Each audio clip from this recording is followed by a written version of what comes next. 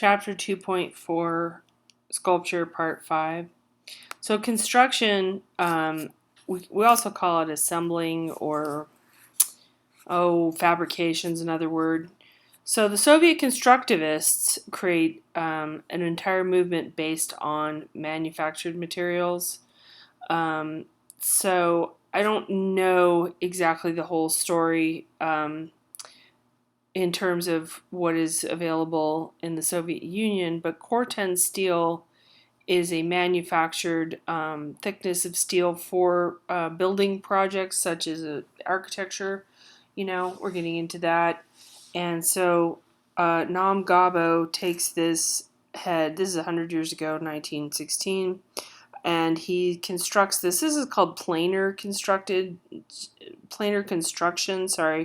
in this part of the face where you're taking like this eyelid is just a flat plane and the interior is a flat plane, and you can see some of the volume is made up out of these planes to sort of fill up that whole volume with these flat structures.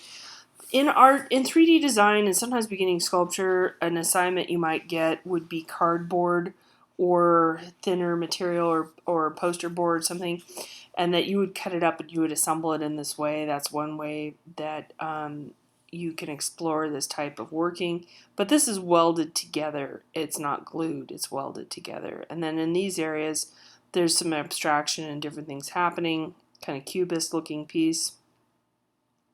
But he's a constructivist, so keep that in mind. He's not really a cubist, but he's investigating the sense of space and form implied by flat planes, interested in showing the interior construction more than the exterior surface, because he could easily weld round pieces of metal and bend it so that it looked like a face on the exterior, but he's trying to work from the inside out, if that makes sense. So intersecting planes of metal welded together, but again, you can do this in cardboard or plywood or whatever you want to do. Damien Hirst, okay, here we go, 1991, quite a bit later. This is a very controversial piece, and this was actually remade, just so you know, because the shark deteriorated. There was too much formaldehyde or something or other in the mixture of the water, and it started to, the skin fell off. Oh, it was just ungodly. It was just nasty. The water got all cloudy, but he did redo this piece and got a new shark that was caught, I think, in Australia, where those very large great whites are. So the physical impossibility of death in the mind of someone living is this piece, conceptual piece. And he was very famous. This is one of his most famous pieces for floating things in water. So it's sort of a way to make sort of a mini aquarium, but taking it into a different direction, if that makes sense. But it's constructed of existing materials, very thick glass that would be used for water containment, and metal structure, and then an actual shark that a fisherman or somebody had hunted it, or it came into being that he had a live shark and then was preserving it into fluids that you would, embalming fluids like you would for a human being. So formaldehyde holds this suspended dead shark. Like I said, this may be the original version. I don't know when the photo was taken, but it had to be redone. So unusual sculptural objects that contrast life and death. He also is famous for a skull that's encrusted with actual diamonds. It's worth like $8 million just for the diamonds alone. Something crazy like that. Assemblage is the practice of gathering objects and fabricating it into work, and this kind of work is called assemblage. Now, I don't know how much I got into with Rauschenberg, but this was sort of his genre that he invented, because he moves away from painting and starts to incorporate objects into his painting. So it's found object, but the king or the originator of this is Marcel Duchamp. We don't get too much into in this chapter. We will in later chapters, but make sure you look up who he is. Betty Saar, slightly different direction we're going to go in here. And this construct, if you look in here, it's sort of like a little shadow box, very similar to Joseph Cornell in the way that it is constructed. That's a mirror right there, but this is basically a box, could have been a cigar box, And then she is talking about the liberation of Aunt Jemima.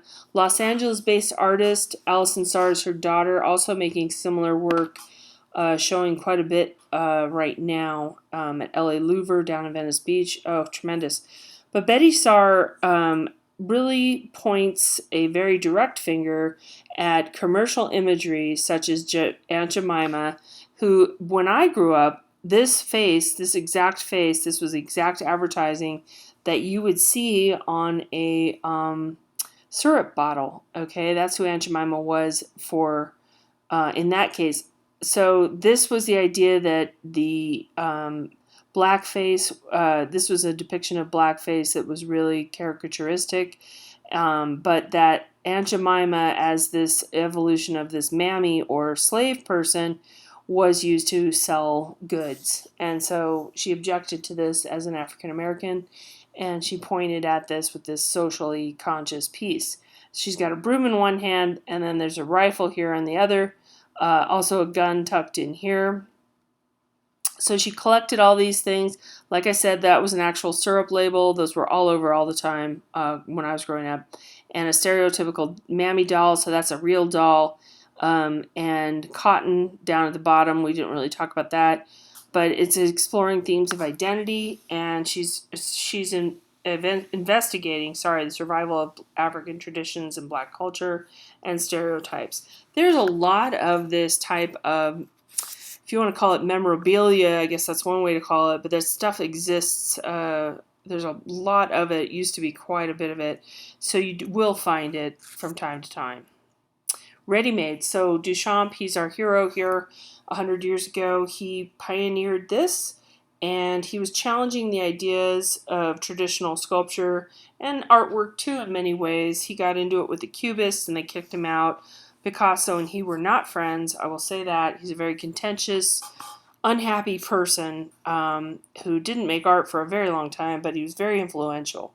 So he argued that when he chose a piece and he presented it as a piece of art, then it was art, and that's it. So appropriation, the object is altered in the way that it changes its original meaning or purpose. This term gets into some fuzzier things more in the 70s, but he's in the early teens. And of course, we look at Picasso instead of Duchamp, which I don't understand. I'm on Duchamp's side, by the way, just so you know. So Picasso, here he's ripping off Duchamp horribly, but Picasso basically influences a lot of people, is influenced. He's like a living, breathing art sponge. I can't even explain Picasso. There's nobody else like him. He's very prolific. Anyway, this is similar to a Duchamp piece that we have in the book, and I'm talking about that at length when we get there. Chapter 2.10. I don't want to get ahead, but this is his bicycle handles here, and then a bicycle seat here with a fold.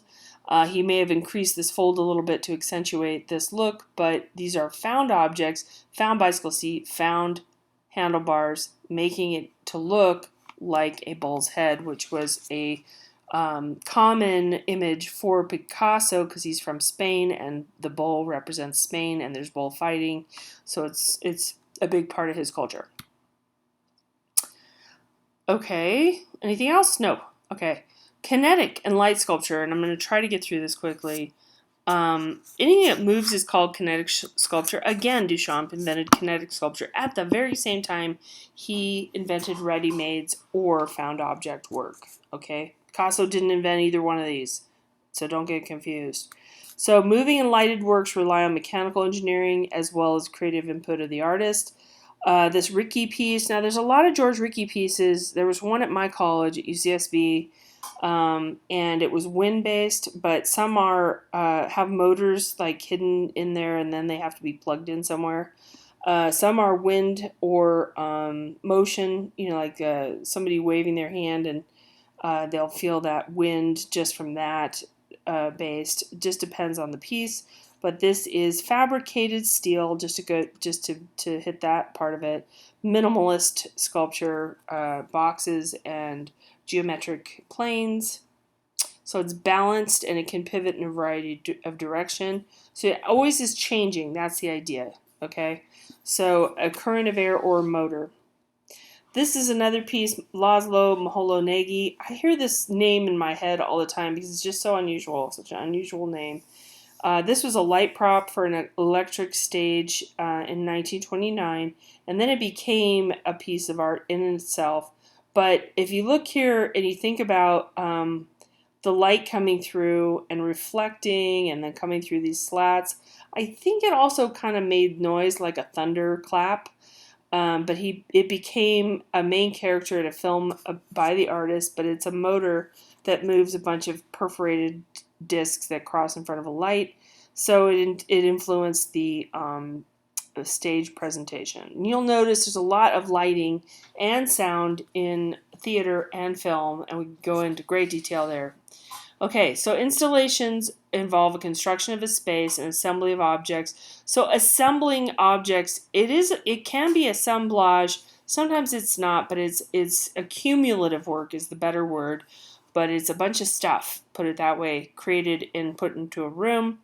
The audience is encouraged to walk in and experience it physically. So the idea is to get away from the gallery concept as much and an object on the wall and consumerism where you go and you buy your painting and you go home and you put it over your couch. And I'm looking over my couch right now and I have a couple of paintings hanging over there, so I guess I'm guilty of that myself. So this one is a light and glass piece. So this is cast stone, granite, brick, glass, and animated LEDs.